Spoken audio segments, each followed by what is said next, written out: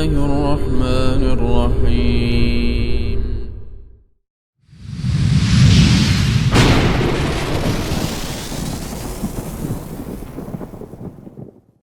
Bismillahirrahmanirrahim. Assalamualaikum warahmatullahi wabarakatuh. Alhamdulillah alladzi bi ni'matihi tatimmus shalihat. Asyhadu an la ilaha illallah wahdahu la syarika lah wa asyhadu anna Muhammadan 'abduhu wa rasuluh. Ya ayyuhalladzina amanu taqullaha haqqa tuqatih wa la tamutunna illa wa antum muslimun. Ya ayyuhan nasu taqu rabbakum alladzi khalaqakum min nafsin wahidah wa khalaqa minha zawjaha wa batha minhuma rijalan katsiran wa nisaa'a wattaqullaha alladzi tasaaluna bihi wal arham innallaha kana 'alaikum raqiba. Allahumma shalli wa sallim wa zid wa barik wa an'im ala nabiyyina Muhammadin wa ala alihi wa ashabihi ajma'in. Allahumma 'allimna ma yanfa'una wanfa'na bima 'allamtana wa zidna 'ilman ya rabbal alamin. Alhamdulillah jamaah yang semoga dirahmati oleh Allah Subhanahu wa taala. Kita diberikan kesempatan kembali oleh Allah Subhanahu wa taala sebagai hadiah yang berharga bagi kita seorang hamba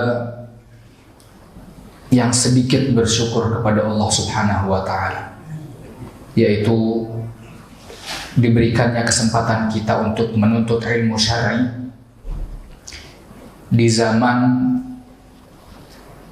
yang mana orang yang hidup di zaman tersebut sangat butuh terhadap belajar ilmu syar'i tersebut. Yang mana orang yang berpegang teguh di atas sunnah di zaman fitnah itu seperti menggenggam apa kata Rasulullah SAW? Seperti menggenggam bara api. Dan kita disuruh sama Rasulullah SAW di zaman fitnah untuk menggigit sunnah dengan gigi geraham kita. Bahkan Rasulullah SAW bersabda juga bahwa di akhir zaman, yakni di zaman fitnah, orang-orang yang belajar sunnah, yang belajar Islam, itu dianggapnya orang asing. Justru yang ingin kembali kepada yang asli, yang asal, dianggapnya asing, dianggapnya aneh seperti itu. Oleh karena itu, insya Allah kita akan lanjutkan kembali pembahasan kita dalam kitab, dalam Kutaib ya. Kalau kitab itu besar, kalau Kutaib itu kecil karena ini hanya ada 120 halaman, yang berjudul Manhajut Talaqqi wal Istidlal Baina Ahli Sunnah wal Mubtadi'ah, yaitu metode dalam berdalil Ahlus Sunnah dan juga Ahlul Bid'ah, yang mana kemarin kita sudah bahas metode Ahlus Sunnah dalam berdalil. Jadi kesempatan kali ini adalah kesempatan kedua, karena kesempatan kali ini insya Allah kita akan membahas metode yang salah dalam berdalil. Jadi kita sebelum mengetahui yang salah harus tahu yang benar. Sama-sama penting. Ada orang yang tahu benarnya saja, itu masih memungkinkan dia terjatuh kepada yang salah. Karena kita belajar yang salah untuk berjaga dari yang salah itu, agar tidak terjatuh. Sedangkan kita belajar yang benar untuk berpegang kepada yang benar. Nah, jamaah yang semoga dirahmati oleh Allah Subhanahu wa taala, kita masuk ke bab yang selanjutnya, yaitu metode yang salah atau metode Ahlul Bid'ah dalam bermuamalah ya, dalam berdalil dengan syariat-syariat agama Islam. Ya, mereka berdalil mengakunya dengan syariat agama Islam tapi dengan cara yang salah. Nah, secara umum ini anak peringati dulu jamaah ya, karena pembahasannya entah ya ini berat atau tidak kan relatif ya. Tapi kalau yang sudah mulai agak keliap-keliap matanya nih, ada insya Allah kamar mandi di samping, boleh dicelupkan sedikit kepalanya biar seger ya. Atau boleh bawa kopi boleh ya. Baik. Secara umum kita akan membahas globalnya dulu ya. Secara umum, metode ahlul bid'ah dalam berdalil itu ada 3. Ini umum, tapi 3-nya nih ada anaknya, ada cucunya, ada cicitnya nanti insya Allah. Metodenya ada 3 secara umum. Yang pertama, menolak dalil dengan hawa nafsu mereka. Jadi ditolak mentah-mentah dalil itu. Metode pertama. Yang kedua, al-abathu fil usul syar'iyyah. Kita artikan apa ya? Mengacak-ngacak dalil syar'i. Diacak-acak sama mereka dalil syar'i. Baru metode yang ketiga, menimbulkan sumber dalil baru. Sumber dalil baru. Mereka munculkan kembali sumber dalilnya. Ana ulang lagi. Secara umum ada 3. Yang pertama, menolak mentah-mentah dalil dengan hawa nafsu. Yang kedua, ngacak-ngacak dalil. Yang ketiga, memunculkan sumber dalil. Sumber dalil baru. Itu ada 3. Kita masuk ke pokok yang pertama, yaitu menolak mentah-mentah dalil. Ada beberapa permisalan terhadap hal ini. Di antaranya diriwayatkan ada seseorang yang bernama Amr bin Ubaid. Amr bin Ubaid. Ini Amr bin Ubaid adalah imamul Mu'tazilah. Imam sekte Mu'tazilah. Akan tetapi beliau ini dikenal orangnya zuhud. Jadi akhlaknya bagus luar biasa. Bahkan dikenal mudah menangis. Ya, bicaranya bagus. Tapi ternyata imamnya Mu'tazilah. Dan ini terutama kalau ada orang yang hatinya lembut ya, itu orang mudah terperdaya. Seperti mohon maaf misalnya ibu-ibu ngelihat ustadz ada yang mudah nangis, Masya Allah ustadz yang mudah nangis. Seperti saya di rumah suka nangis, langsung senang. Padahal belum tentu yang disampaikannya benar. Ini yang jadi masalah. Nah, begitu Amr bin Ubaid. Nah, Amr bin Ubaid itu Mu'tazilah dan beliau juga Qadariyah, menolak takdir.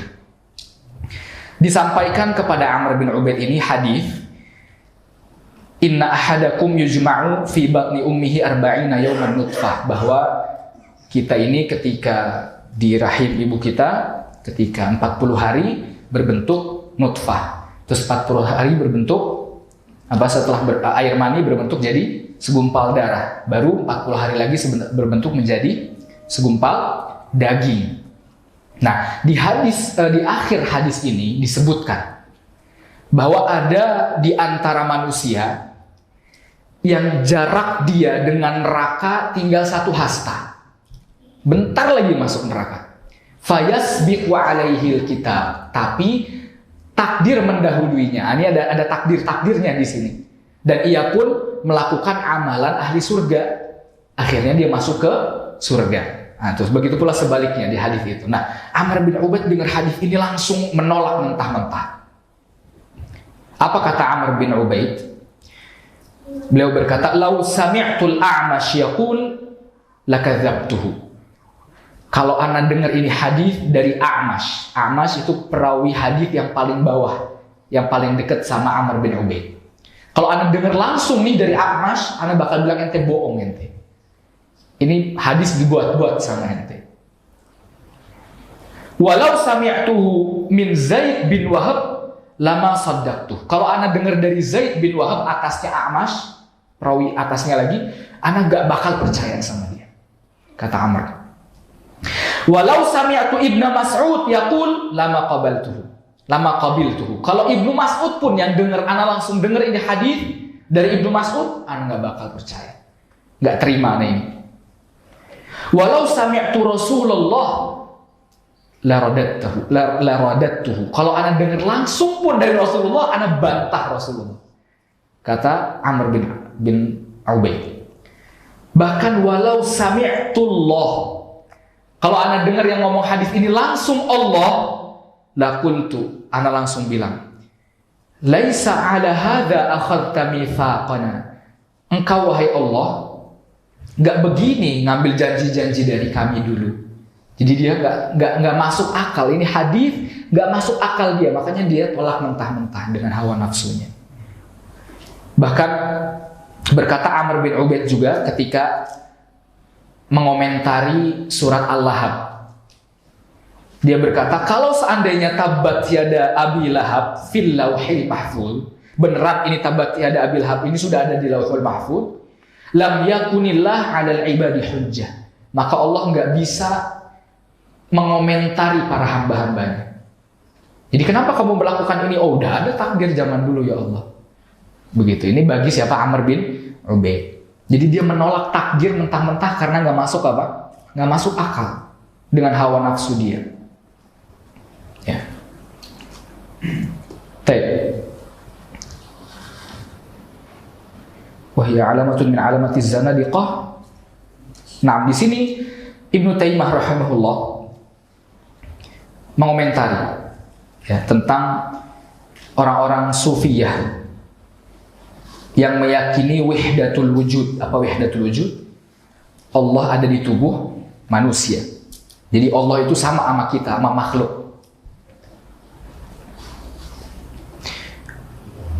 Wa haddatsani thiqah alladhi raja'a anhum lamman kashafa lahu asrarahum annahu ya'ni at-Tilmisani qara'a alaihi fususul hikam li Ibnu Arabi. Ya, di sini ada Ibnu Arabi di bukunya Fususul Hikam, yang mana Fususul Hikam itu kalau antum tahu, itu buku yang ditulis sama Ibnu Arabi setelah dia bangun dari mimpinya. Jadi dia bilang bahwa di mimpinya dia dapat ilham. Bangun-bangun langsung nulis buku tebal. Setelah itu buku jadi akidah bagi mereka. Ya. Bahkan Ibnu Arabi ketika dikomentari sama Ibnu Taimiyah rahimahullah tentang Fususul Hikam, ini nggak bisa seperti ini. Karena buku-buku ini di Fususul Hikam ini membantah semua yang ada di Al-Quran. Di buku Fususul Hikam disebutin Fir'aun masuk surga. Fir'aun aja masuk surga, apalagi kita ya. Semuanya kalau gitu masuk surga. Nah, kata Syekhul Islam Ibnu Taimiyah, ini buku banyak menentang Al-Quran. Apa kata Ibnu Arabi? Al-Quran kulluhu syirk. Quran semuanya itu syirik, kata Ibnu Arabi. Wa innama tauhid fi kalamina. Yang tauhid itu ini, buku. Jadi dia menolak mentah-mentah dengan hawa nafsu dia. Banyak ya, terutama di negara kita tercinta ini. Seperti ada beberapa tokoh, profesor, doktor gitu ya, yang diustadkan, yang dia mengomentari hadis lalat masuk gelas. Kalau antum lagi minum, tau-tau ada lalat, diapain sunahnya?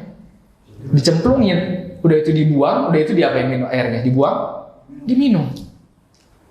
Kenapa? Karena di satu sayapnya ada racun, di satu sayapnya penawarnya.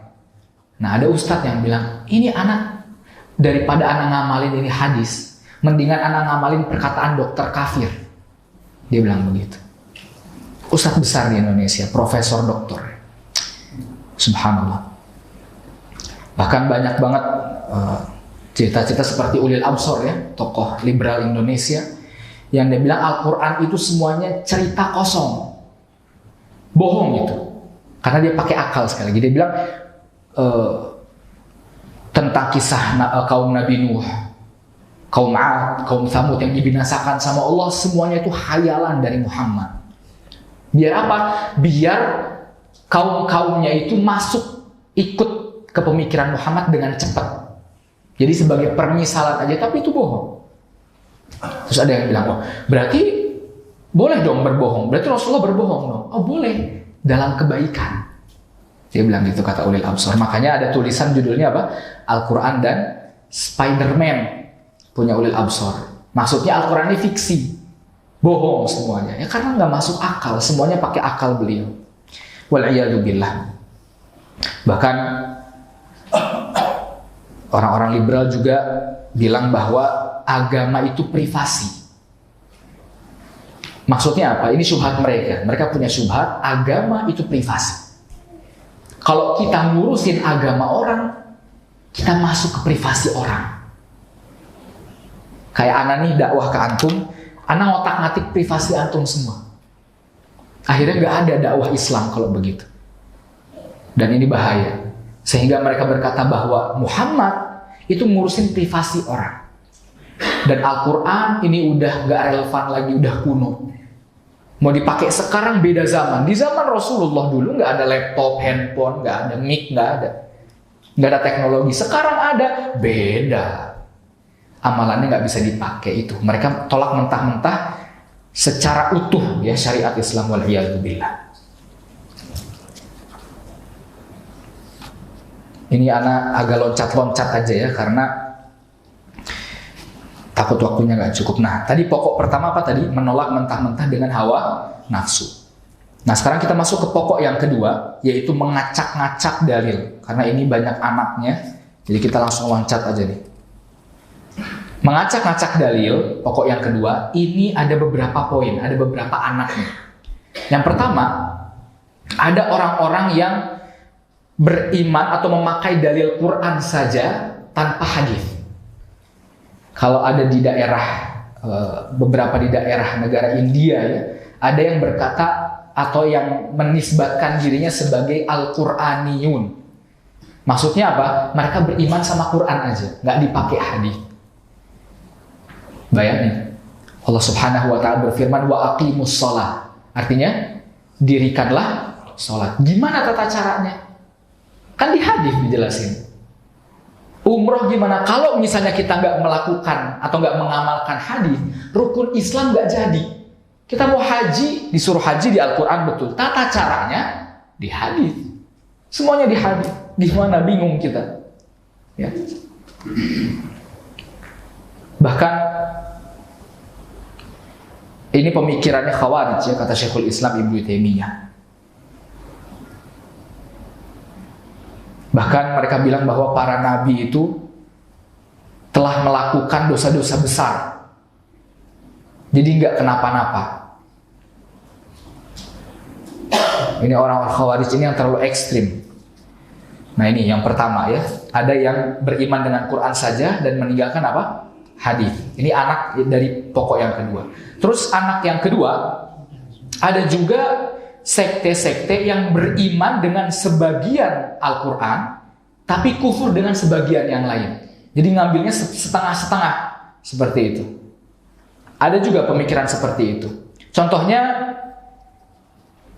Khawarij, orang-orang Khawarij. Yang mana di sekte Khawarij, orang berbuat dosa besar, apa? Dia kafir langsung. Misalnya dia berbuat dosa besar, langsung kafir. Secara keseluruhan dia kafir. Kenapa mereka seperti itu? Karena mereka beriman sama satu dalil. Dalil yang lainnya nggak diambil sama mereka. Contoh. Ada ayat di surat An-Nisa ayat 14. Kata Allah Subhanahu wa taala, "Wa man ya'sillaha wa rasulahu wa yata'adda hududahu yudkhilhu naran khalidan fiha wa lahu 'adzabun muhin." Barang siapa yang bermaksiat kepada Allah, maksiat, dan Rasulnya, dan ia melampaui batas-batas Allah, maka Allah akan memasukkan dia ke neraka khalidan. Apa khalid? Kekal. Berarti di sini, oh ya jelas, berarti orang yang bermaksiat kepada Allah dan Rasulnya kekal di neraka. Walahum adzabun muhin, bagi mereka azab yang terhina, kekal. Nah, orang Khawarij berimannya sama ayat ini doang. Sedangkan banyak ayat yang lain yang menyebutkan atau yang menafsirkan ayat ini. Contoh seperti Allah Subhanahu wa taala berfirman, "Innallaha la yaghfiru an yushraka bihi wa yaghfiru ma duna dzalika liman yasha." Allah itu tidak mengampuni dosa syirik. Orang kalau meninggal dalam keadaan syirik, dia nggak bisa diampuni sama Allah. Dia kekal di neraka. Wa yaghfiru ma duna dzalik. dan Allah akan mengampuni selain syirik. Jadi dosa besar masuk ke selain syirik nggak? Masuk. Jadi apapun selain syirik itu bisa diampuni sama Allah. Lima yasha, atas kehendak Allah. Nah, jadi orang Khawarij mengimani satu hadis, satu ayat aja tadi. Orang bermaksiat kekal di neraka. Tapi ini ada ayat, selama itu bukan syirik, masih kemungkinan diampuni sama Allah Subhanahu wa taala. Orang Khawarij juga beriman dengan satu hadis aja. Apa hadis itu? Kata Rasul sallallahu alaihi wasallam, la yazni zani wa huwa yazni wa huwa mu'min. Tidaklah orang yang berzina, ketika dia berzina dia beriman. Berarti dia kafir. Kalau nggak beriman berarti apa? Kafir. Nah, mereka pakainya sebagian-sebagian aja. Kemarin kita udah bahas di pertemuan sebelumnya bahwa berdalil dalam ahlu sunnah itu mengumpulkan satu bab hadis baru diamalkan. Jangan sepotong. Nah, seperti itu. Ini Khawarij. Ada juga sebaliknya Murji'ah. Murji'ah sebaliknya Khawarij. Murji'ah, antum berbuat dosa apapun masuk surga, nggak pengaruh. Mereka pakai dalil nggak? Pakai dalil. Cuman tadi sepotong. Apa dalilnya orang Murji'ah? Kata Rasul Shallallahu Alaihi Wasallam, man mata wa huwa ya'lamu la ilaha illallah dakhala jannah. Barang siapa meninggal dan dia mengetahui la ilaha illallah, pasti dia masuk surga. Berkata salah seorang sahabat, wa in zana wa in sarak ya Rasulullah. Ini seorang sahabat ini menanyakan ke Rasulullah yang bersabda seperti itu. Walaupun dia zina, walaupun dia mencuri ya Rasulullah, dia masuk surga. Kata Rasulullah, na'am. Ditulang lagi, wa in zana wa in sarak ya Rasulullah. Walaupun dia zina mencuri, dia masuk surga. Kata Rasulullah, na'am. Sampai 4 kali, wa in zana wa in sarak ya na'am. Ala raghmi Ibnu Mughirah, kata Rasulullah. Betul, dia masuk surga walaupun engkau nggak senang dengarnya. Begitu.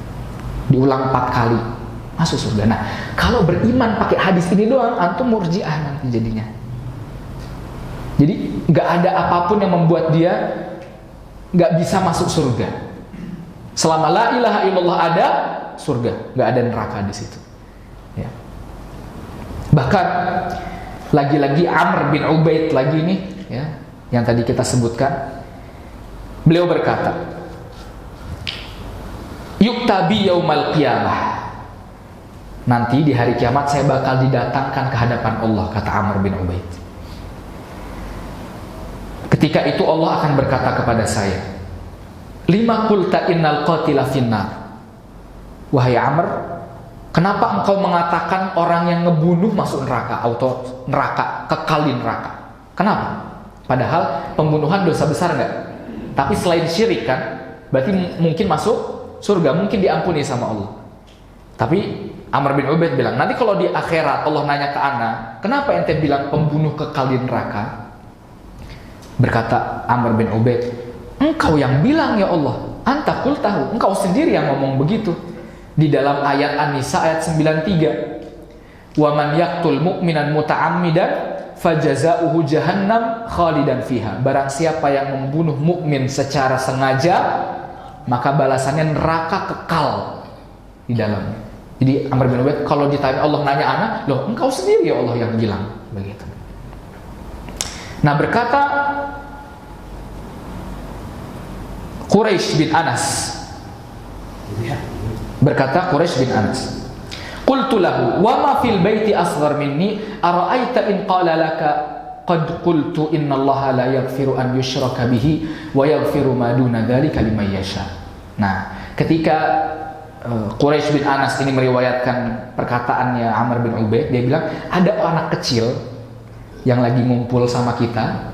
Tahu-tahu anak kecil ini bilang ke Amr bin Ubaid, wahai Amr bin Ubaid, bagaimana pendapatmu apabila Allah Subhanahu wa taala ngebales bantahan ente dengan bilang, bukankah aku berkata juga di surat An-Nisa bahwa Allah tidak mengampuni syirik dan mengampuni dosa selain syirik. Min aina alimta anni la asya'u an aghfir. Gimana kalau Allah bilang ke ente juga, loh dari mana ente tahu kalau aku berkehendak untuk tidak mengampuni? Tahu dari mana aku tidak mengampuni? Begitu. Faqala famastata'a an yarudda alayya syai'an. Dia cengok, dibilang kayak gitu. Anak ulang lagi ya, ini mungkin agak berat. Jadi Amr bin Ubaid bilang, nanti kalau Allah bilang ke ana, kenapa ente bilang orang pembunuh itu kafir kekal di neraka wahai Amr? Kata Amr, loh engkau sendiri yang bilang ya Allah. Engkau bilang di suatu ayat bahwa orang pembunuh mukmin itu akan kekal di neraka. Terus ada anak kecil bilang, loh bagaimana kalau Allah balas dengan mengatakan, bukankah aku juga telah berfirman bahwa aku tidak mengampuni syirik dan mengampuni dosa selain syirik? Dari mana ente tahu kalau aku akan mengampuni atau tidak mengampuni? Paham maksudnya? Nah, lalu Amr bin Ubaid langsung diam. Oh iya juga, begitu. Memang murni hawa nafsu seperti itu.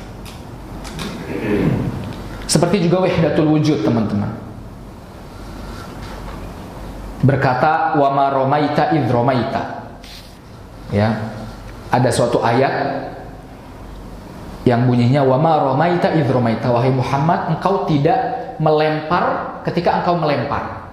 Di perang apa ini yang dibantu sama para malaikat? Perang apa? Perang Badar. Ya.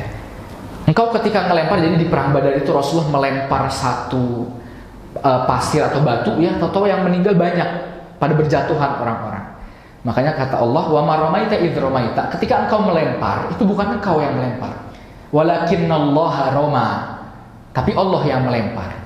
Oh berarti Allah itu ada di jasadnya Muhammad. Berarti wahdatul wujud. Nah begitu. Dia ngambil satu dalil aja, padahal dalil yang lainnya nggak diterima. Rasulullah doa sama Allah nggak diterima sama dia. Tapi ayat ini menandakan ada Allah di jasadnya Muhammad, bersatu. Ada juga ayat wa huwa ma'akum ainama kuntum. Allah bersama kalian kemanapun kalian berada. Berarti Allah di mana-mana. Nah, ini yang jadi masalah. Ya, itu diantara yang kedua ya, yang tentang mereka mengamalkan satu ayat atau satu dalil dan melempar dalil yang lain, nggak diterima. Lalu yang ketiga, ada orang-orang yang sengaja berdusta atas nama Rasulullah Shallallahu Alaihi Wasallam. Di antaranya banyak ya, sengaja bohong gitu, bikin dalil palsu. Di antaranya yang paling banyak bikin dalil palsu di sini, kata Syekhul Islam Ibnu Taimiyah, adalah orang-orang Syiah Rafidhah. Itu subhanallah, pinter mereka bikin dalil. Dan orang awam pun bakal tahu ini orang ngaco. Karena saking ngaconya itu benar-benar ngaco. Mereka bilang apa? Bahwa wattini wazzaitun. Atin artinya Muhammad, artinya Ali. Zaitun artinya Husain. Jadi di otak-atik, dicampur aduk. Mereka bikin dalil, bahkan bikin dalil sendiri. Barang siapa yang memakan kelinci, barang siapa yang memakan kelinci, maka dia tidak akan mendapatkan syafaatnya Husain misalnya. Itu gampang bikin dalil seperti itu. Makanya di sini ditulis di sini di buku ini ya, dinukilkan dari kitab Al-Jami' li Akhlaqir Rawi, ada seorang syekh Syiah Rafidhah yang tobat, yang kembali ke sunnah. Dia bilang apa? Kunna idza ijtama'na, kalau kita lagi majelis ngumpul bareng, wastahsanna syai'an ja'alnahu haditsan. Kita lagi majelis bareng, tahu-tahu kita mikir, oh ini baik nih, bagus nih, langsung jadiin hadis. Lagi ngobrol, misalnya ada harim lewat, masya Allah nih harim hali ya, anak suka ini harim yang begini, dibikin hadis. Barang siapa yang melihat harim dengan mengucapkan ya Husain, maka dia masuk surga dapat syafaatnya Husain. Begitu. Lagi majas ada sesuatu yang zen di otak dia, langsung dijadiin hadis seperti itu. Nauzubillah min dzalik. Terutama juga ada dari sekte-sekte yang lain yang biasa bikin khurafat dijadiin dalil. Ada ya. Ada seorang di Indonesia ini luar biasa. Ini ada orang yang ditinggikan di Indonesia. kematiannya dihadiri puluhan ribu orang. Dia bikin khurafat. Apa kata dia? Ada videonya kesebar di YouTube. Dia bilang, pas saya datang tuh ke kuburan Nabi, begini kuburannya, cekut. Dia bilang gitu. Udah itu apa? Nabi keluar dari kuburan, nyium lutut saya. Dia ngomong begitu. Itu kalau beneran keluar, itu kabarnya udah ke seluruh dunia gitu. Penjaga kuburnya pada panik. Ngapain Muhammad keluar nyium lutut si fulan? Subhanallah. Dan yang percaya luar biasa. Banyak. Meninggalnya puluhan ribu yang datang. Dikultuskan ini orang. Berbahaya. Ini yang pertama, ada yang tadi apa? Bikin. Ada yang dia nggak bikin, tapi dia nggak tahu itu hadis palsu. Menurut dia itu benar hadis, tapi itu palsu. Ya, ini juga banyak seperti itu. Ya, pakai hadis-hadis dhaif sebagaimana kemarin yang pertemuan sebelumnya kita sebutkan dengan ijazah, ya. Saya berikan ijazah dari guru-guru saya, ketika dicari ternyata hadisnya palsu.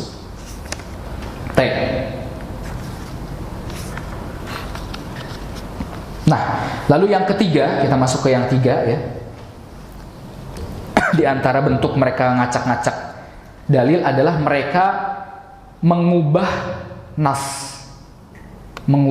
Nas itu Al-Quran dan hadis, diubah-ubah sama mereka. Cara mengubah nas mereka ada tiga. Yang pertama, lafaz Quran atau lafaz hadisnya, lafaz nasnya mereka ubah. Entah harokatnya, entah hurufnya diubah-ubah. Ini metode pertama. Metode yang kedua, mereka ubah maknanya, atau yang dikenal dengan takwil, ditakwil. Nah, ini yang paling banyak kalau di negara kita, ya. Jadi, oh, bukan begini maksudnya, yang benar begini, ditakwil namanya. Lalu yang ketiga, ada orang yang berdalil tapi bukan pada tempatnya, dalilnya dipakai di tempat lain. Nah, itu cara mengubah nas itu begitu. Yang pertama, dia ubah lafadznya, jadi kalimatnya, hurufnya, harokatnya. Yang kedua, dirubah maknanya. Yang ketiga, bukan pada tempatnya. Ini. Nah, yang pertama ada yang merubah lafadznya.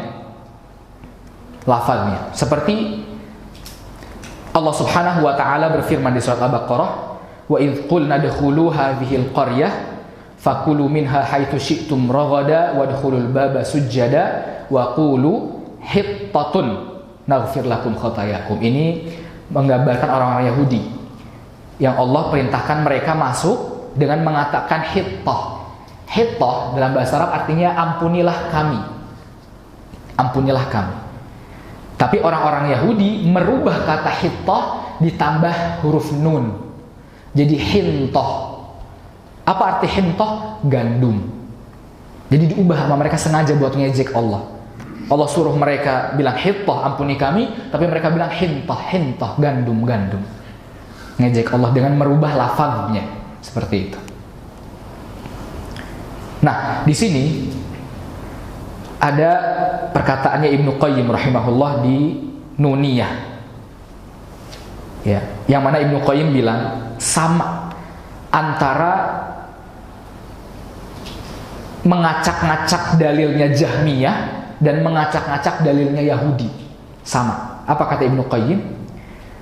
Umiral Yahud bi an yaqulu hittah. Orang Yahudi disuruh sama Allah bilang apa tadi? Hittah. Fa'abau, mereka enggak mau. Dan mereka mengatakan hintah ditambah huruf apa? Nun. Karena mengejek Allah. Begitu juga orang-orang Jahmiyah yang biasa mentakwil itu. Ketika dikatakan istawa, apa arti istawa? Istawa kalau diartikan ke Indonesia nanti bersemayam, ya mau diartikan seperti itu. Bersemayam. Tapi kita nggak bisa bilang bahwa Allah bersemayam seperti makhluk, enggak. Ya. Tapi kalau diartikan istawa, ya bersemayam. Fa'aba, ketika Allah mengatakan istawa, orang Jahmiyah menolak. Sebagaimana orang Yahudi menolak kata hittah. Wazadal harf, lalu menambah huruf. Apa huruf apa? Huruf lam. Jadi istaula. Istaula itu menguasai. Lalu berkata Ibnu Qayyim, nunul Yahudi walamun Jahmi huma. Nunnya orang Yahudi yang hittah jadi hintah, dan lamnya orang Jahmiyah istawa jadi istaula itu sama. Itu adalah tambahan fi wahyin Rabbil Arsy zaidatani. Itu tambahan di kitabnya Rabbul Arsy itu Allah. Di Al-Qur'an ditambah sama. Jadi sesuatu yang Allah gambarkan di Al-Qur'an dan sudah jelas ya sudah jelas. Bagaimananya nah itu jangan difikirin. Karena Allah nggak bisa kita pikirkan dengan apa? Dengan akal. Nanti ada pembahasannya. Ini agak sulit ya karena pembahasannya bahasa Arab. Agak lumayan. Nah, ada juga contoh lain yang diubah lafaznya. Sebagaimana Allah berfirman wa kallamallahu Musa taklima. Allah mengajak bicara siapa? Musa. Yang mengajak bicara siapa? Allah. Disebut sebagai subjek. Musa sebagai objek. Dalam bahasa Arab subjek itu harokatnya u. Wa kallamallahu. Nah, kata orang-orang yang menolak sifat Allah, ya, di antara Asy'ariyah mereka bilang, oh bukan, ini sebenarnya wa kallamallaha. Jadi Allah sebagai objek. Jadi Allah yang diajak ngomong sama Musa. Ketika dia bilang begitu, berkata Abu Amr, oh taib, ya sudah. Kalau misalnya kamu berkata seperti itu, Allah sebagai objeknya, Musa sebagai subjek, oke. Tapi bagaimana pendapat kamu terhadap ayat ini? Ada ayat di surat Al-A'raf ayat 143 yang bilang walamma jaa Musa limiqatina wa kallamahu rabbuh. Allah mengajak ia berbicara. Kata wa kallamahu rabbuh nggak bisa diotak-atik. Udah jelas Allah sebagai subjeknya, Musa sebagai objek. Itu. Antum nggak paham, nggak kenapa-napa insyaallah. Ini pembahasan tentang bahasa Arab, ya. Baik. Lalu yang kedua tadi ada mengacak-ngacak maknanya yang disebut dengan apa tadi? Takwil. Berkata Ibnu Abil Izz Al-Hanafi, beliau berkata, "Nahnu nata'awwalu ma yukhalifu qaulana." Kita itu bakal mentakwil semua ayat, semua nas yang menyelisihi pendapat kita. Jadi kalau ini enggak sesuai sama akidah kita, kata sekte dia, nggak sesuai sama sekte dia, kita takwil. Maknanya di otak-atik.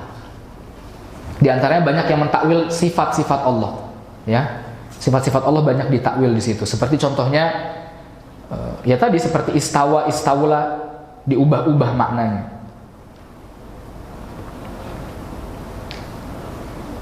Ya seperti masalah syafaat, masalah ayatus sifat, sifat-sifat Allah.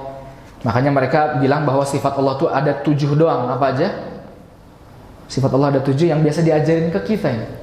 Wujud, qidam baqa, mukhalafatul hawadits sampai akhir. Itu mereka menolak semua sifat selain itu. Padahal di Al-Quran Allah menyebutkan Allah itu mencintai. Innallaha yuhibbut tawwabin. Mencintai. Belum nggak bisa. Kalau Allah mencintai sama dong kayak makhluk. Begitu. Ditolak sifat-sifat Allah. Lalu ada juga yang ketiga, bentuk mereka mengacak-acak ini ada yang berdalil bukan pada tempatnya. Contoh, anak pernah dengar khutbah ya. Khutbah Jumat, beliau berdalil tentang perayaan kelahiran Rasul SAW. Mana dalilnya? Ada di Al-Quran. Di surat Yunus kata Allah, "Qul bi fadlillahi wa bi rahmatihi fabidzalika falyafrahu." Katakan dengan karunia Allah, bi fadlillah wa bi rahmatihi, dan rahmat Allah, maka berbahagialah kalian. Rasulullah ini adalah rahmat Allah. Nah, khatib ini dijadikan tinggi ya, dianggap ustadz besar di daerah itu. Dia bilang apa? Fadlullah itu artinya adalah Muhammad. Sedangkan rahmat Allah artinya huda, yaitu Al-Quran. Setelah dengar khutbah itu, semua tafsir ana buka. As-Sa'di, Qurtubi, Ibnu Katsir. Gak ana dapetin satu pun yang berkata seperti itu. Ini khotibnya bilang apa? Yang bilang begini Ibnu Abbas. Ibnu Abbas bilang, rahmatihi itu kelahiran Rasulullah. Jadi ketika Rasulullah lahir, maka kita apa? Berbahagia. Padahal semua tafsir yang ana baca gak ada satu kata pun Ibnu Abbas bilang kayak gitu, gak ada. Qurtubi, As-Sa'di yang tebel-tebel, Ibnu Katsir yang biasa semua riwayat ditaruh di situ, nggak dinukilkan sama sekali. Sehingga bukan pada tempatnya. Kalau misalnya dia berbahagia atas kelahiran, nah Rasulullah nggak lahir, Rasulullah sudah meninggal kan? Innaka mayyitun wa innahum mayyitun, kata Allah, engkau akan meninggal dan mereka akan meninggal. Rasulullah sudah meninggal. Berarti yang dirayakan apanya? Meninggalnya apa lahirnya? Nah, begitu. Nah, jadi berdalil bukan pada apa? Tempatnya. Barakallahu fikum. Silakan adzan isya terlebih dahulu.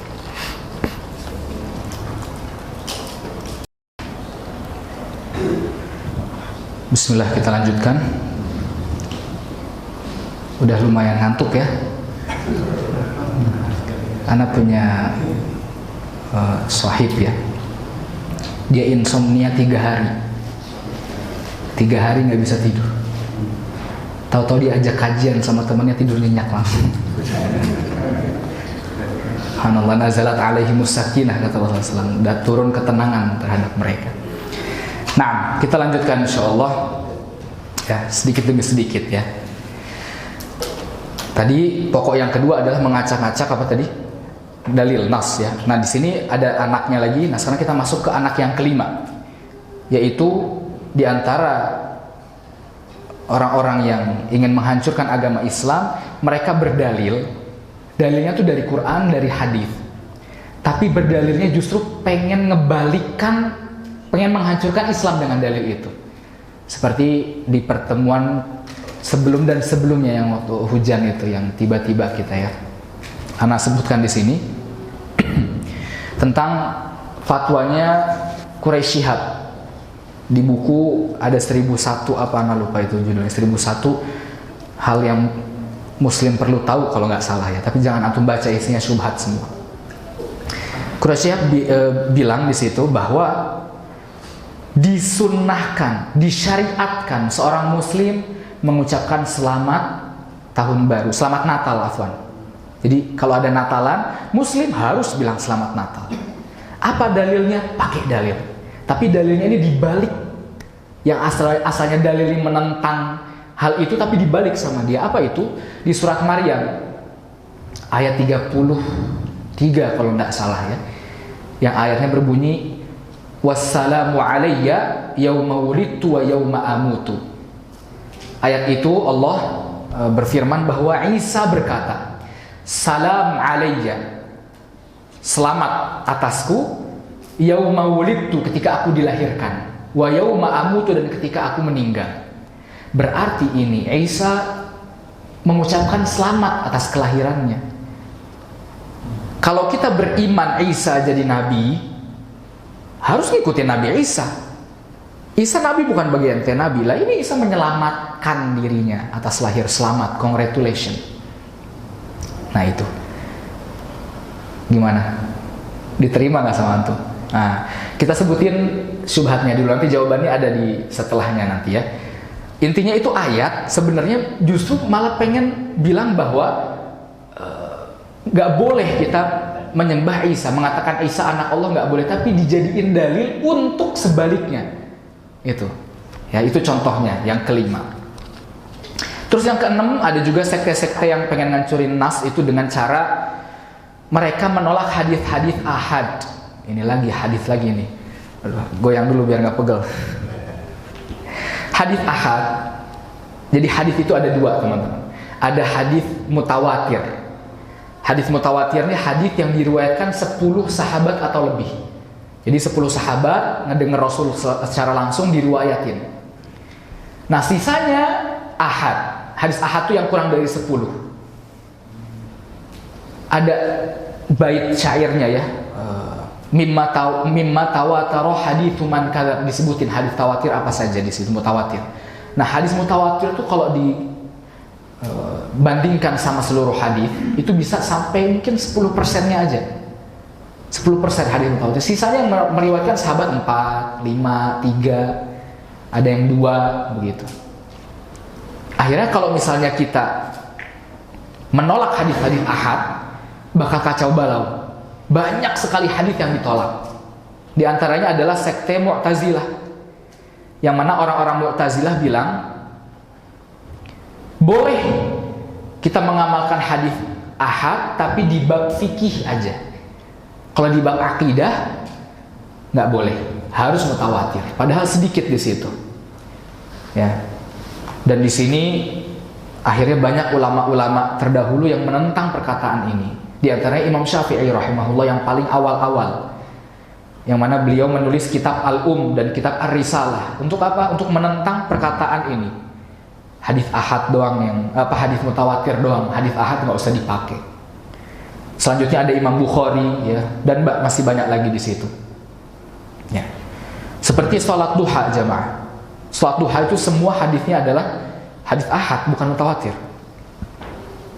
Tapi sholat duha ini kita jadikan akidah nggak? Iya, dijadikan akidah. Ada sholat duha, ada. Kita melakukan sholat duha dapat pahala. Iya, itu kan akidah, keyakinan. Akidah itu artinya keyakinan. Loh, gimana kita sholat duha? Ini hadisnya ahad, nggak ada sholat duha kalau nggak boleh dipakai hadis ahad. Seperti rincian-rincian umroh, tata cara umroh semuanya ahad semua, zakat semuanya. Ya. Bahkan ada yang lucu. Kita kan kalau tasyahud akhir doa berlindung dari 4 ya. Allahumma inni a'udzubika min adzabi jahannam wa min adzabil qabri wa min fitnatil mahya wal mamat wa min syarri fitnatil masihid dajjal. Nah, ini keyakinan bukan? Kita yakin bahwa ada fitnah kubur, keyakinan semuanya kan? Ada dajjal, nanti fitnah dajjal. Itu keyakinan akidah. Tapi ini dibaca di sholat. Sehingga kalau dibaca di sholat masuknya bab apa? Bab fikih. Mereka bingung sendiri. Lah, jadi gimana hukumnya kita baca doa ini dalam sholat? Oh, boleh, karena itu bab fikih. Loh, tapi isinya akidah semua. Gimana? Mereka bingung sendiri. Amburadul akhirnya. Semua perkataan mereka kembali sebagai bumerang kepada mereka sendiri. Kalau begitu mana dalilnya? Mana dalil bahwa kalau akidah mutawatir doang, yang ahad fikih? Mana dalilnya? Nggak ada. Mereka menentukan itu dari mana? Dari hawa nafsu mereka. Baik. Kita loncat, jadi bisa sampai besok kalau dibahas semua ini. Baik. Nah, yang ke berapa ini berarti? Tadi kan ke-6 ya. Berarti sekarang ke-7. Yang ke-7 ada juga sekte-sekte yang mereka mengikuti ayat-ayat mutasyabihat. Jadi ayat itu ada muhkam, ada mutasyabih. Ya. Ayat muhkam itu ayat yang sudah jelas. Ayat yang mutasyabih perlu penjelasan. Ayat ini perlu ditambah dengan ayat muhkam. Paham ya sampai sini ya? Nah, banyak orang-orang sekte-sekte yang mereka beramal dengan ayat-ayat yang mutasyabih aja, yang muhkamnya nggak diambil. Contoh seperti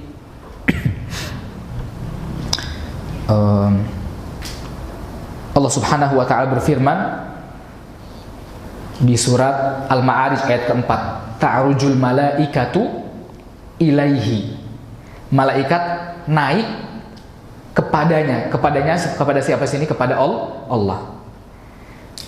Terus juga ada di surat Al-Mulk, a'amintum man fis sama. Apakah kalian merasa aman dari siapa yang berada di langit, di sama? Terus Rasul SAW atau malaikat lah. Malaikat naik kan ke atas. Al-Quran turun apa naik? Turun. Turun dari mana? Dari atas.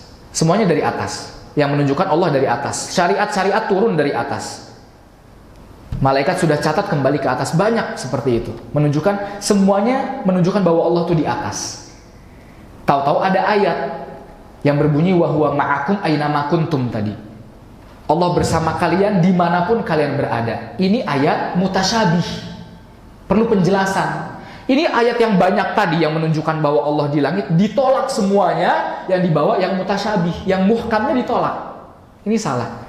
Harusnya yang muhkam, harusnya mutasyabih dibawa ke muhkam. Ini kebalik. Yang jelas malah dibawa ke yang gak jelas, yang perlu penjelasan. Nah, begitu. Itu metode mereka. Ya. Kita kasih contoh satu aja ya, disilir. Oke. Kita loncat lagi. Nah, ada juga orang yang mengacak-acak dalil dengan karena mereka nggak bisa pakai bahasa Arab, salah mengartikan bahasa Arab. Jadi bahasa Arab salah arti, mirip-mirip sama bahasa mereka, diubah. Nah, seperti tadi yang kita kembali ke dalilnya Quraisy Shihab. Wassalamu alayya, selamat atasku ketika aku lahir, kata Isa. Assalam, ana jelasin lagi di sini. Assalam Dalam bahasa Arab artinya apa? Kalau Anda bilang assalamualaikum, semoga kesejahteraan atas kalian. Antum harus bedain antara tahniah. Tahu tahniah? Tahniah itu congrats, selamat. Dengan tahiyah. Tahiyah doa keselamatan. Sampai sini paham? Pandangannya kosong semua. Congratulations atau selamat. Atau kalau misalnya ada seseorang mendapatkan kebaikan, selamat, kamu telah lulus misalnya, selamat, itu congratulations. Ada yang tahiyah seperti assalamualaikum, berdoa semoga keselamatan, kesejahteraan atasmu. Doa. Beda. Gak mungkin kita ketemu sama orang ujuk-ujuk selamat. Apa yang diselamatkan? Jadi assalamualaikum bukan selamat, kamu telah, bukan gitu. Tapi semoga kesejahteraan atasmu. Nah, Isa di sini assalamualaikum bukan selamat, congratulations saya sudah lahir, bukan. Tapi semoga kesejahteraan, semoga keselamatan, dia doa. Itu doa. Paham? Sebagian orang-orang antum kalau ke Mekah, ke Madinah, ya, kalau ada yang kecelakaan atau sakit, biasanya mereka berkata selamat alaikum, semoga kalian selamat, gak kenapa-napa, bukan selamat kalian kecelakaan, selamat kalian tabrakan, malah jadi dimampus-mampusin gitu. Jawabannya bukan. Bedain antara tahniah sama tahiyah. Nah, ini salahnya di bab apa tadi? Bahasa Arab. Hebat loh, bisa-bisanya salam, dan yang berdalil itu cuman beliau doang. Gak ada ahli tafsir begitu dalilnya. Terus pinternya bisa nyari ayatnya itu di surat Maryam, yang isinya semuanya membantah bahwa Isa anak Allah. Apalagi di akhir-akhir surat Maryam. Kalau tahun biasanya akhir-akhir tahun, mendekati akhir tahun, imam Masjidil Haram setiap maghrib isyanya ngulang-ngulang akhir-akhir surat Maryam itu, yang menjelaskan langit pengen pecah, gunung pengen meledak, bumi pengen membelah gara-gara perkataan Allah punya anak. Diulang itu karena surat Maryam itu yang paling banyak justru menentang itu, tapi dijadiin dalil untuk kebalikan dari itu. Itu gimana? Dan salahnya di bab bahasa Arab. Ya. Baik. Itu contoh. Nah, sekarang kita langsung masuk ke pokok yang ketiga. Nah, nafas dulu ya, minum dulu nih. Bismillah. Ada yang masih ingat pokok ketiga apa? Menambah sumber dalil. Menambah sumber dalil.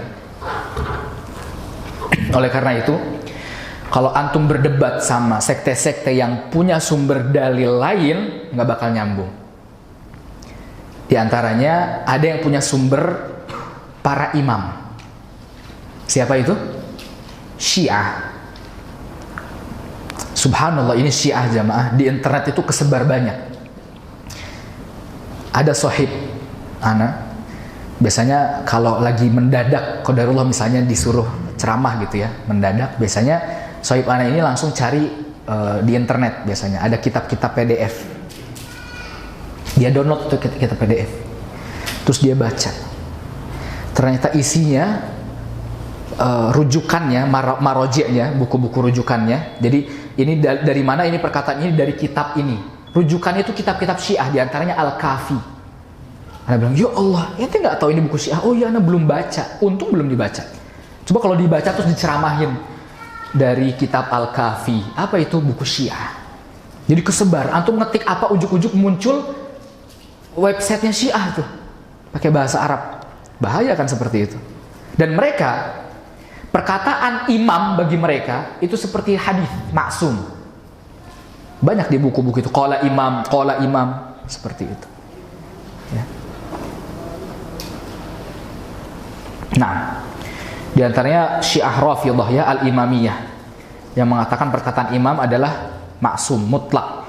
Begitu juga ada Batiniyah dari kalangan sekte Sufi, yang mana di sini ada riwayat ya, dinukil dari kitab Al-Fatawa, bahwa ada seorang dari sekte Sufi, dari Imam Sufi berkata, maqamun nubuwati fi barzakh. Posisi kenabian itu ada di barzakh. Fuwaiqur rasul, di atas rasul. Rasulullah. Wadunal wali, dan di bawahnya wali. Artinya wali itu di bawahnya siapa? Rasul. Jadi wali itu perkataannya mutlak bagi mereka.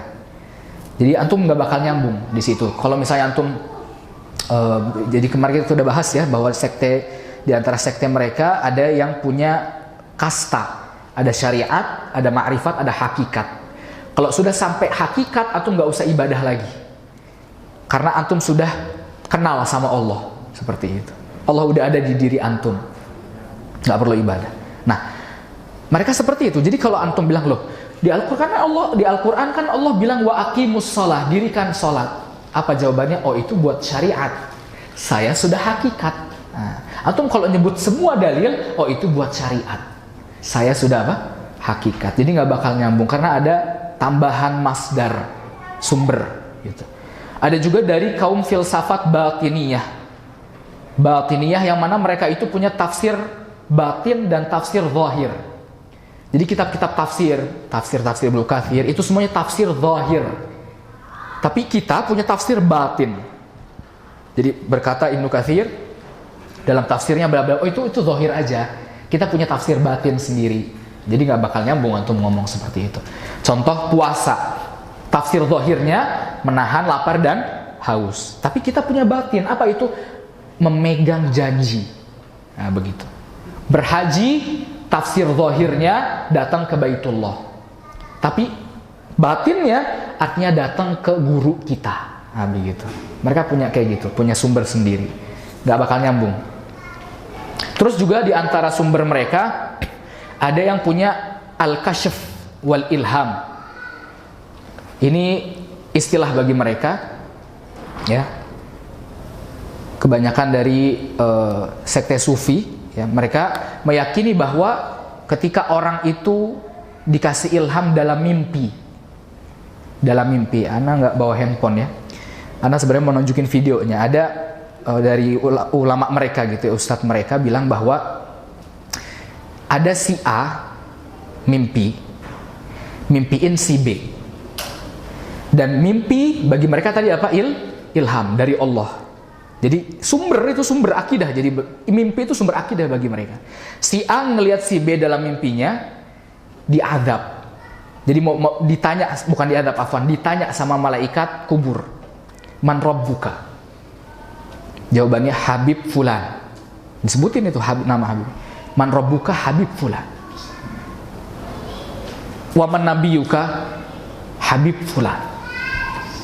Terus waman kiblatuka, kata dia gitu, Habib Fulan. Itu tahu rohnya Habib Fulan datang ngasih syafaat buat orang ini, saking cintanya ke Habib Fulan. Jadi Habib Fulan bilang ke malaikat kubur, biarin, dia cinta sama saya. Nah, begitu. Itu ilham, jadi akidah. Ada videonya kesebar. Dan ini berbahaya.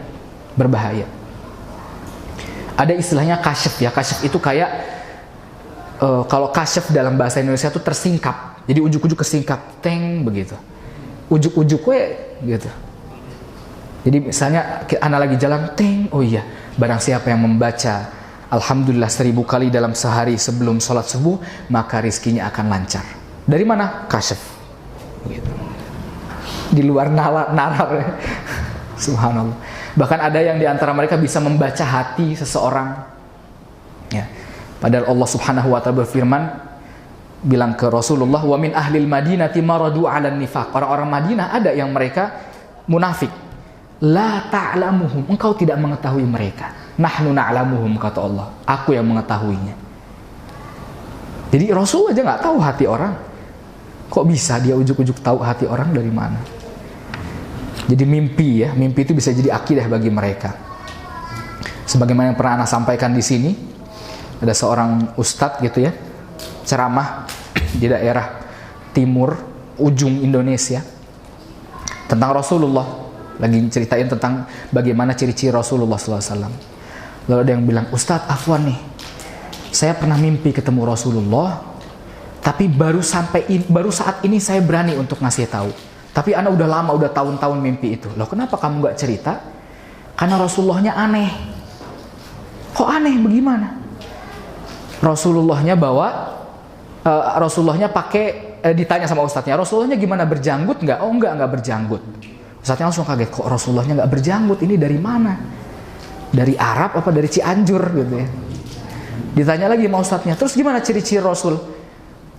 Pakai songkok ustadz. Loh, songkok ini mah dari Ciberem gitu. Terus gimana lagi? Pakai sarung gajah duduk katanya. Oh. Terus gimana lagi? Bawa rokok Jisamsu. Nah. Itu jelas bukan Rasul ya. Nah. Kapsul ya. Intinya kalau bagi sekte mereka ada mimpi begitu, walah hatta Rasulnya itu pakai bawa rokok, bawa segala macam itu, bilang apalah di mimpi dia, jadi akidah itu. Walaupun benar kata Rasulullah SAW, barang siapa yang melihatku di mimpinya, maka dia telah melihatku. Jadi syaitan nggak bisa menjelma jadi Rasul, nggak bisa. Tapi ngaku jadi Rasul bisa, dia ngaku-ngaku. Selama ini yang mengaku ketemu sama Rasul, benar nggak itu ketemu sama Rasul? Kalau kita mau tahu ciri-ciri Rasul, ada di buku Syama'il Muhammadiyah. Di situ dijelasin semua perawakan Rasul SAW. Cocok nggak gitu sama perawakannya, diriwayatin. Nah, di antara sumber yang mereka punya adalah berlebih-lebihan terhadap akal, mendewakan akal. Ya. Di antaranya ada berbagai macam orang yang mendewakan akal ini. Jadi akal tuh nggak digunain sama mereka, terlalu berlebihan. Ya. Di antaranya orang-orang Sufiyah juga ya. Mereka bilang di sini,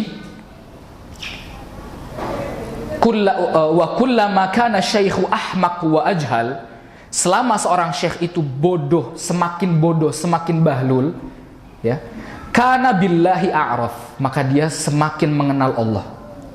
Wa indahum a'zam, dan semakin agung di sisi mereka. Bayangin, ini di kitab Al-Fatawa ya. Jadi semakin bodoh, semakin dekat sama Allah bagi mereka seperti itu. Bahkan mereka berkata, man arada tahqiq, barang siapa yang mau hakikat, mencapai derajat hakikat, falyatrukil aql wa syara', maka tinggalkan akal dan syariat. Makanya ada istilah wali apa? Majdzub. Apa majdzub? Artinya majnun. Majdzub itu kata lain dari majnun. Gelo. Iya. Banyak kesebar seperti itu. Sampai anak pernah ngelihat ada yang punya mobil miliaran, Ferrari apa nggak salah. Sama wali gelo ini mobilnya dipilok warna-warni. Dia foto. Alhamdulillah dapat barokah dari wali fulan. Miliar. Alhamdulillah. Ada lagi yang mohon maaf, ada videonya anak pernah ngelihat wali majdzubnya ini lagi duduk sambil ngerokok, pakai kaos dalam, kaos kutang. Mohon maaf, ini pakai sarung goyor atau sarung goyor, nggak pakai celana dalam. Itu murid-muridnya di bawahnya sambil ngerokok. Ini si wali ngeludah, cuh, sama muridnya, masya Allah barokah, dibelewekin ke mukanya, sampai segitunya. Naudzubillah min dzalik. Kita yang ya Allah akal sehat aja nggak nerima ya. Makanya kata para ulama, bedanya zaman dulu sama sekarang begitu. Sekarang tuh syiriknya lebih parah. Zaman dulu nggak ada orang ngagungin orang gila. Sekarang orang gila disembah. Bahkan kotoran sapi ada yang disembah. Sapi dijadiin kiai ya. Anak pertama kali dengar Kiai Slamet di Solo, anak pikir orang. Ternyata kebo bule gitu. Nanti kalau Muharram, Asyuraan ya, mereka ambil kotorannya dijadiin berkah, dibelewekin ke tubuhnya. Sayang ya akalnya nggak digunain. Nah itu yang pertama, ada yang nggak pakai akal sama sekali. Ada yang mendewakan akal. Dan ini yang banyak. Sehingga yang namanya akal, teman-teman, kalau dengar akal itu langsung masuk enak tuh, ngegelencar di sini. Oh, masuk akal, oke. Tapi ini ternyata berlawanan dengan akidah. Di antaranya ada Ar-Razi dari sekte Asy'ariyah. Ar-Razi, dia punya buku Al-Qanun Al-Kulli. Bukan buku ya, punya tulisan ya, sekitar 2 lembar. Yaitu judulnya Al-Qanun Al-Kulli. Kaidah universal. Artinya kaidah-kaidah yang nggak bisa ditentang walaupun sama Al-Quran, sama hadis. Kalau ada Al-Quran, ada hadis menentang kaidah ini, nggak masuk akal bagi dia. Begitu. Berkata Imam Malik rahimahullah, ya laita syi'ri bi'aqli man yuzanul kitabu was sunnah. Wahai aduhai Tuhanku, pakai akal siapa Al-Quran dan sunnah bakal ditimbang? Ini kalau beneran akal jadi sumber agama, mau pakai akal siapa nih sekarang? Karena akal beda-beda. Ada yang di zaman sekarang masuk akal, nanti nggak masuk akal, ada. Bahkan kebalikannya juga ada.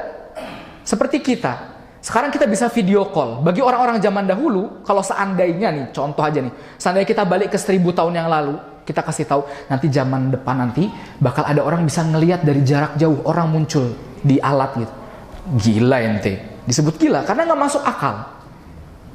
Tapi sekarang biasa, sekarang aja nih kalau dijelasin gimana prosesnya itu video call, kok ujuk-ujuk ada foto orang muncul. Oh, jadi ada satelit, bla bla bla. Iya gimana? Ya gitu. Bingung juga dia ngejelasinnya. Kok bisa orang ujuk-ujuk nongol? Agak bingung juga kan, walaupun oke lah prosesnya bisa dijelasin, cuman nggak masuk akal, kita juga masih belum paham-paham juga begitu. Ngejelasin, lihat di internet, penjelasannya masuk ke satelit, masuk ke bla bla bla, tapi kok bisa ujuk-ujuk muncul gambar? Nah, begitu. Jadi akal tuh terbatas teman-teman. Ya. Makanya subhanallah, sekte Asy'ari yang di zaman kita ini kebanyakan mereka justru bukan ngikutin Abu Hasan al-Asy'ari, justru mengikutin Ar-Razi tadi. Karena Abu Hasan al-Asy'ari di abad keempat beliau bertobat. Sehingga beliau menulis buku-buku yang sesuai sama Ahlus Sunnah, di antaranya Maqalatul Islamiyin, Risalah ila Ahli Thagr, ya, dan masih banyak lagi buku-bukunya, ya. Di antara juga Al-Ibanah. Di situ Abu Hasan al-Asy'ari mengatakan bahwa saya berada di atas madhabnya Abu Ahmad bin Hanbal. Dia menyebutkan itu di akhir-akhir bukunya itu, di akhir-akhir kehidupannya setelah beliau bertaubat, ya. Seperti itu. Nah, gimana itu mendewakan akal? Contoh seperti menolak Allah itu berada di atas apa? Arsy, ya. Mereka berkata, loh, kalau Allah berada di atas arsy, berarti arsy lebih besar dong dari Allah, gitu. Berarti Allah butuh dong sama arsy. Subhanallah, dibantah sama Allah, sama ciptaan Allah langsung, yaitu langit dan bumi. Langit dan bumi, yang di atas apa? Langit, ya kan? Yang lebih besar langit atau bumi? Langit. Nggak mesti yang di bawah lebih besar, nggak mesti. Nggak mesti arsy lebih besar dari Allah, nggak mesti. Walaupun kita nggak bisa ngebayangin gimana, karena nggak masuk akal. Begitu. Sekarang kalau Allah di atas arsy, berarti Allah butuh sama arsy. Langit butuh nggak sama bumi? Enggak. Langit berdiri tanpa pasak, dijelasin sama Allah. Ya. Berarti kalau Allah bersemayam, berarti kayak makhluk. Siapa yang bilang kayak makhluk? Ente yang bilang kayak makhluk. Kita nggak bilang seperti itu. Ya, Allah menyebutkan sendiri, tapi bagaimananya kita nggak bisa mikir, nggak masuk akal kita seperti itu. Jadi kalau Allah begini, kalau ini berarti akal nih pakainya. Kalau ada kalau, ya, nggak bisa pakai akal. Makanya Syekhul Islam Ibnu Taimiyah membantah Ar-Razi dengan buku namanya Dar'ut Ta'arud Bainal Aqli wan Naqli. Artinya menentang kontradiksi antara akal dengan nakal, dengan nas, dengan dalil. Bukunya berapa? 9 jilid. Membahas atau membantah perkataannya Ar-Razi yang cuma 2 lembar. 9 jilid. Dan antum kalau baca itu, kata para ulama, cepat mati. Karena bahasanya susah, bahasa filsafat. Mungkin baca sehalaman bisa sejam kali ya. Sehalaman bisa 2 jam. Ini apa? Cari dulu kata ini, istilah-istilah. Subhanallah, makanya Ibnu Qayyim rahimahullah kagum sama buku ini. Beliau berkata, ini adalah sedikit dari luasnya lautan ilmu syekh saya, yaitu Syekhul Islam Ibnu Taimiyah. Selesai, alhamdulillah. Ya. Perjuangan kita memahami dalil-dalil, insya Allah tinggal dipraktekkan ya. Semoga bermanfaat. Dan yang paling penting, semoga Allah membentengi kita dari fitnah-fitnah, syubhat maupun syahwat ya. Dan semoga Allah Subhanahu wa taala memasukkan kita dalam rombongan orang-orang yang bisa meminum telaga Rasul sallallahu alaihi wasallam. Karena ada orang-orang yang dihalangi. Kata Rasulullah, mereka kenapa dihalangi? Mereka umatku. Kata para malaikat, sesungguhnya engkau tidak tahu apa yang mereka perbuat setelah kematianmu. Jadi mereka membuat amalan baru. Barakallahu fikum. Kita tutup dengan doa kafaratul majlis. Subhanakallahumma wa bihamdik, asyhadu an la ilaha illa anta, astaghfiruka wa atubu ilaik. Assalamualaikum warahmatullahi wabarakatuh.